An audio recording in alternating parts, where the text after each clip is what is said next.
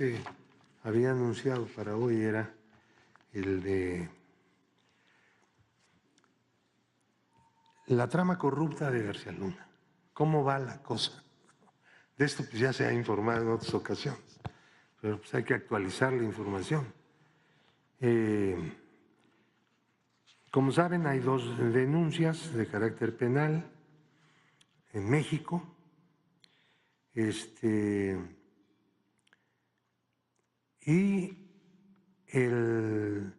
Hay una judicialización. El Ministerio Público, a partir de esas denuncias, acudió con los jueces y se expidieron 61 órdenes de aprehensión.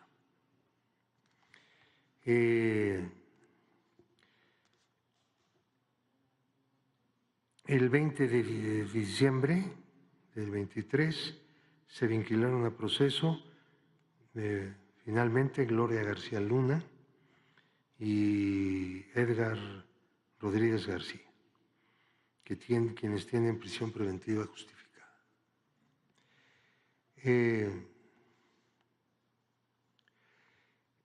Interpol detuvo a Jonathan Alexis Weinberg Pinto, que es uno de los que están en la trama corrupta, de nacionalidad mexicana, aunque tiene pasaporte de otros países, y creo que también nacionalidad estadounidense. Ya está solicitada la extradición por parte del gobierno mexicano. Esperamos que se produzca el juicio de extradición y se extradite desde España, porque esta es una de las personas más significativas desde el punto de vista de la operación de una empresa que se llama Numbaf, que está dentro de la trama y que está en este proceso, que es un proceso de 151 millones de dólares. De ese dinero pudimos identificar que lo cobraba a instancias oficiales y se enviaba al Occidental Bank en Barbados. Es un paraíso. Utilizando como banca corresponsal el Citibank, y regresó una gran parte, 76 millones, a México. Esto sí es un hallazgo, porque cualquiera supondría que estaban haciéndole un fraude a ODAPRI, que es el organismo de prisiones, en varias obras y ventas y cosas, y bueno, pues se llevaban el dinero al extranjero, ¿no? Resulta que se lo llevaban para ocultarlo, pero gran parte de ese dinero lo devolvieron a través de 64 operaciones, utilizando cuentas de una casa de bolsa y cuentas en un banco, en 2 bancos de México. Hay 16 empresas que son receptoras de este dinero, algunas de las cuales 8 de las 16, o sea, la mitad, están listadas por el SAT en el artículo, lo conocen ustedes, 69B del Código Fiscal, que son los factureros. Se dedican a hacer facturas, ¿sí? O a hacer contabilidades falsas. Esta era la manera como estaban trabajando. Eso es lo último que hemos descubierto en relación con esta trama corrupta de García Luna. Ahora, tenemos otro proceso, naturalmente, no solo el proceso penal mexicano, tenemos el proceso civil en Florida, en Estados Unidos, por los cuales estamos reclamando casi 700 millones de dólares, que no es cualquier cosa. Entonces, el proceso civil en este momento se encuentra en etapa de descubrimiento probatorio, se le llama, ¿no? Donde las partes recaudan y aportan evidencia para probar sus pretensiones o su defensa.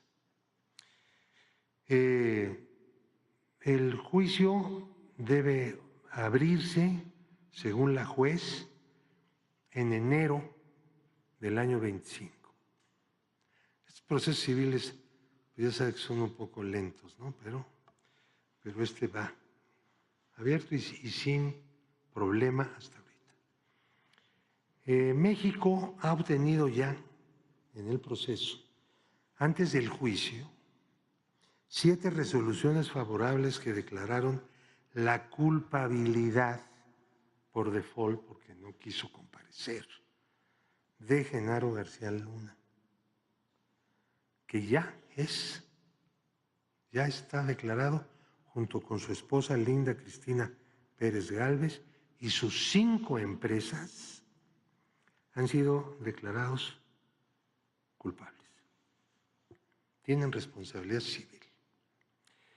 En una de esas 5 empresas, desde una de esas 5 empresas, se recuperaron casi $2 millones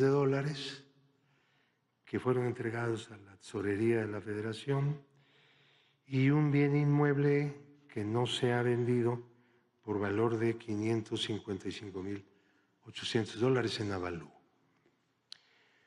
Hay una segunda recuperación lograda muy pequeña en un proceso de mediación de alguien que no estaba vinculado con el directamente demandado, pero permanentemente, pero sí tuvo un vínculo. Y le hicieron pagar $150,000 adicionales, que también están siendo entregados a la tesorería de la Federación.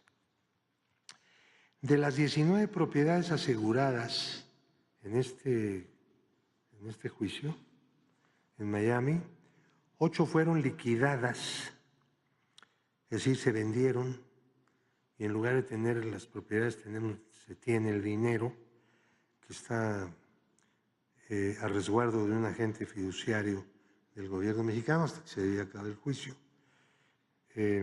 por poquito más de $6 millones.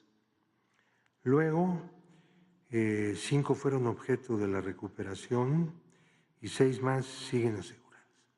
Ahora, este juicio tiene como propósito romper la maldición de que quien roba al pueblo jamás regresa nada. Sí, es una maldición histórica del sistema corrupto que hemos padecido durante tanto tiempo en nuestro país y que tiene un significado político inmenso, porque es terminar con una tradición de funcionamiento, uno de los elementos que articulaban los instrumentos del Estado corrupto. El gobierno de México, desde el momento en que asumió, pues es el que ha combatido la corrupción de manera sistemática. Antes no tuvimos un gobierno así. Esta es la primera vez. Por eso todo lo que se impide hacer son las cuentas de la corrupción. Es decir, el fraude, el peculado, el robo, ¿no?, que antes se hacía y ahora no se hace, no lo podemos cifrar en números. Es imposible. Pero toda esa masa de riqueza que drenaba a través de los instrumentos, canales del Estado corrupto formado durante décadas, ese dinero es parte de la corrupción anterior a este gobierno y es parte del gasto público. por primera vez. Entonces, los otros instrumentos, pues es la persecución de actos corruptos del pasado. Esa es otra manera de luchar contra el Estado corrupto. Entonces, sí, para que haya cultura anticorrupción y de honradez, tiene que haber un poder que encabece la lucha contra la corrupción. De lo contrario, no se puede. Y ese es el enfoque político que se tiene. Todo lo que se haga, tanto para impedir actos y esquemas de corrupción, como para perseguir actos de corrupción, de antes y de ahora, sirven para lo mismo. Romperemos algún día, superaremos pronto, digo yo, el Estado corrupto, sí. La cuestión es que se persevere porque el pueblo mexicano, en su inmensa mayoría, repudia, rechaza, condena la corrupción, porque ha sido un flagelo nacional histórico. Y en los últimos 30 y tantos años la cosa se empeoró porque los neoliberales no eran como los de Inglaterra, ¿verdad? Estos eran absolutamente corruptos. El neoliberalismo que daña tanto a la sociedad, no solo a la economía en términos generales, sino también todos los aspectos de la vida social, la seguridad social, las pensiones, los salarios, todo. Bueno, en México, pues también fue un recrudecimiento, por decirlo así, o actualización, si quiere, de la corrupción. Entonces, la lucha contra la corrupción, ustedes saben, todos estamos de acuerdo, es absolutamente vigente. Es una tarea continua y que debe ser cada vez mejor. Estos trabajos de inteligencia financiera tienen como propósito también sumar la inteligencia financiera a la lucha contra la corrupción. Lo mismo los otros controles, los órganos de control, las auditorías, la vigilancia permanente, sistemática, la manera de ser, la austeridad. La austeridad es una variante de la corrupción. La no austeridad, la falta de austeridad es una variante de la corrupción, porque la austeridad se pudo haber establecido en cualquier otro momento y no se hacía porque mediante el derroche se robaba. De esos tenemos casos por montones, denuncias a montones en el Ministerio Público. Los problemas que hemos tenido pues son los únicos que realmente se han atendido por el gobierno en curso, el gobierno que está en funciones, ¿no? Bueno, presidente, gracias.